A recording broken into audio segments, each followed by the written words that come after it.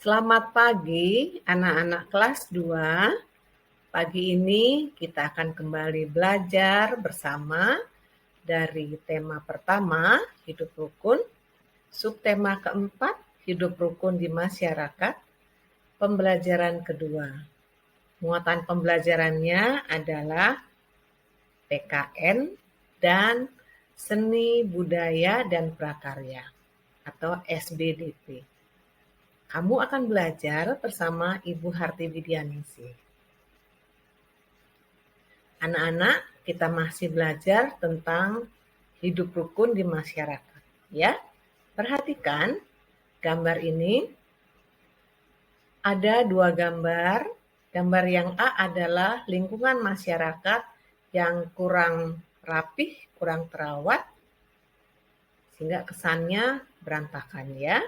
Kemudian gambar yang B adalah masyarakat yang rajin menjaga kebersihan lingkungan, sehingga lingkungan masyarakatnya akan rapih dan bersih. Kamu perhatikan kedua gambar ini berbeda tentunya ya.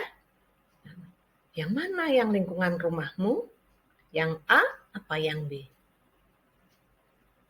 Anak-anak, perhatikan lingkungan yang B adalah lingkungan di mana masyarakatnya rajin bergotong royong. Mereka membersihkan got-got, sampahnya diangkat, lalu ditumpuk atau dimasukkan ke bak sampah, gerobak sampah, kemudian tanah-tanah yang membuat got menjadi dangkal, dikeduk tanahnya, lalu dimasukkan, dikumpulkan ke gerobak sampah. Nah, kenapa mereka melakukan itu? Supaya lingkungannya bersih, rapih, dan tidak ada sarang nyamuk. Sehingga tidak ada pula penyakit demam berdarah. Mereka bekerja sama dengan rukun, bergotong royong dengan rukun. Kerukunan inilah yang penting, ya. Oleh karena itu, masyarakat kita harus membiasakan diri hidup rukun bergotong royong. Nah, Bu Harti punya contoh. Ayo, silahkan kamu perhatikan dari 4 gambar ini, manakah yang merupakan sikap rukun di masyarakat? Ada yang tahu? Apakah gambar yang di atas, yang gambar pertama, merupakan sikap rukun di masyarakat? Ya, perhatikan gambarnya. Ada orang sedang kecelakaan, kemudian ada yang membantu menolongnya. Kemudian yang gambar B, bekerja bakti bersama-sama membersihkan lingkungan. Yang gambar C di bawahnya, menyelesaikan masalah dengan musyawarah. Ya, ada hal-hal yang penting dibicarakan bersama-sama. Kemudian gambar yang terakhir adalah lingkungan yang kotor. Yang manakah yang merupakan hidup rukun? Apakah yang pertama juga hidup rukun? Ya, benar ya. Yang pertama merupakan gambar hidup rukun. Yang kedua juga Bu Harti. Ya, kita beri tanda checklist kalau juga ya. Itu juga menandakan hidup rukun. Gambar yang ketiga yang tadi ya, bermusyawarah ketika ada masalah. Apakah menandakan kerukunan di masyarakat? Benar, pintar anak-anak ya. Mereka harus rukun bersama-sama. Oleh karena itu ketika ada masalah, dibicarakan bersama-sama. Tidak boleh main hakim sendiri, tidak boleh ya. Kemudian gambar yang terakhir, apakah menandakan sikap rukun? Iya, tidak Bu Harti, karena masyarakatnya sendiri-sendiri tidak mau bekerja sama. Ya. Nah, ini adalah contoh kerukunan di masyarakat. Mudah-mudahan masyarakat lingkungan kamu rukun ya, sehingga terjalin kehidupan yang harmonis. Nah, kerukunan di masyarakat menciptakan atau sesuai dengan kehidupan bangsa Indonesia, yaitu Pancasila. Dalam Pancasila ada 5 silanya. Sila pertama, ketuhanan yang Maha Esa. Lambangnya adalah benar bintang, ya. Sila kedua, kemanusiaan yang adil dan beradab. Lambangnya apa, Nak? Benar, rantai. Yang ketiga, persatuan Indonesia. Lambangnya pohon beringin. Yang keempat, kerakyatan yang dipimpin oleh hikmat kebijaksanaan dalam permusyawaratan atau perwakilan. Lambangnya kepala banteng. Yang sila kelima adalah keadilan sosial bagi seluruh rakyat Indonesia. Lambangnya padi dan kapas. Ya, kita akan mempelajari sikap sila pertama, ketuhanan yang Maha Esa. Ya, lambangnya adalah bintang. Pada sikap sesuai dengan sila pertama, tentu contoh-contoh sikapnya berkaitan dengan ketuhanan. Ya, perhatikan yang A, contoh yang A.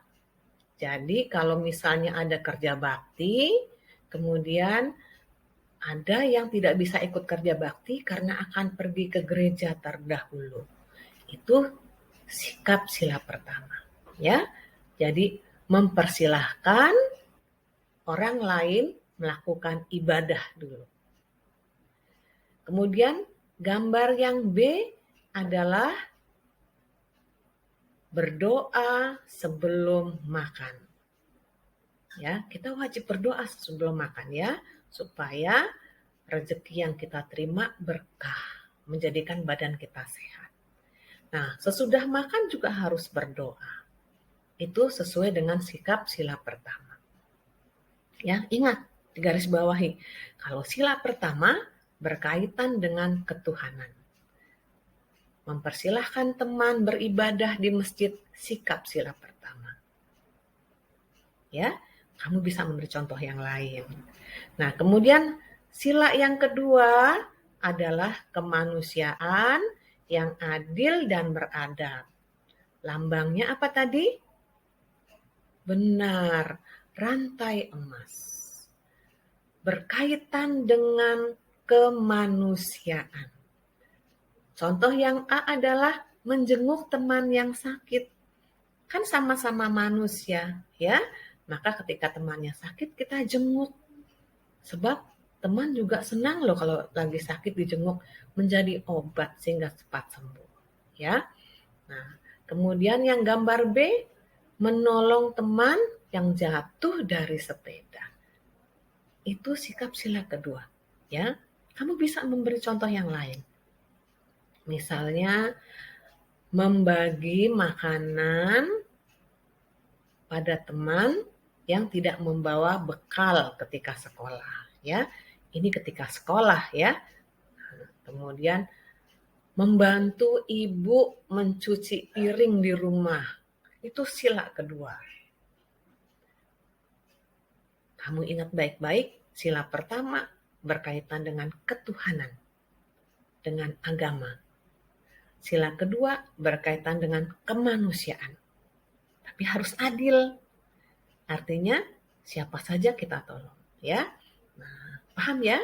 Anak-anak pasti bisa membuatnya, membuat contohnya. Nah, tugas kamu adalah berikan, tuliskan contoh sikap sesuai dengan sila. Nah, itu Bu Harti, lambangnya bintang, sila keberapa ya? Tadi sudah Ibu beritahu ya sila keberapa ya?